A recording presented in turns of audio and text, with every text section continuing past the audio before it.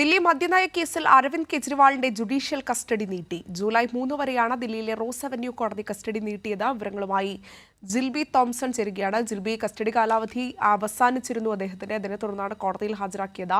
വീണ്ടും കസ്റ്റഡി കാലാവധി ജൂലൈ 3 വരെ നീട്ടിയിരിക്കുന്നെന്നാണ് മനസ്സിലാക്കുന്നത്. വിവരങ്ങൾ എങ്ങനെ?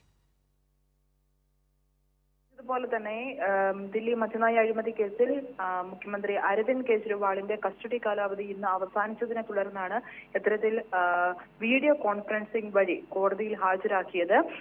ഇന്നിപ്പോൾ ഈ അരവിന്ദ് കെജ്രിവാളിനെ കോടതിയിൽ ഹാജരാക്കിയ പശ്ചാത്തലത്തിൽ ഈ അരവിന്ദ് കെജ്രിവാൾ സമർപ്പിച്ച ജാമ്യ ഹർജിയിലെ വാദങ്ങളും ഇന്ന് കോടതി കേട്ടിരുന്നു. പക്ഷേ ജുഡീഷ്യൽ കസ്റ്റഡി കാലാവധി നീട്ടുകയാണ് ചെയ്തത്. ജൂലൈ 3 വരെ അരവിന്ദ് കെജ്രിവാളിന്റെ ജുഡീഷ്യൽ കസ്റ്റഡി കാലാവധി ഇപ്പോൾ നീട്ടിയിരിക്കുകയാണ്.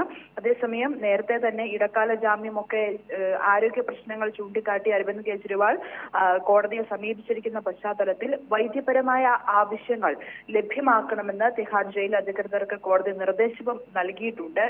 നിലവിൽ ഇപ്പോൾ 3 വരെ അരവിന്ദ് കെജ്രിവാളിന്റെ ജുഡീഷ്യൽ കസ്റ്റഡി കോടതി നീട്ടിയിരിക്കുകയാണ്. അഞ്ജന. ശരി, ജിൽബി തോംസണാണ് വിവരങ്ങൾ നൽകിയത്. അരവിന്ദ് കെജ്രിവാളിന്റെ കസ്റ്റഡി കാലാവധി, ജുഡീഷ്യൽ കസ്റ്റഡി കാലാവധി ജൂലൈ 3 വരെ നീട്ടിയിരിക്കുകയാണ്.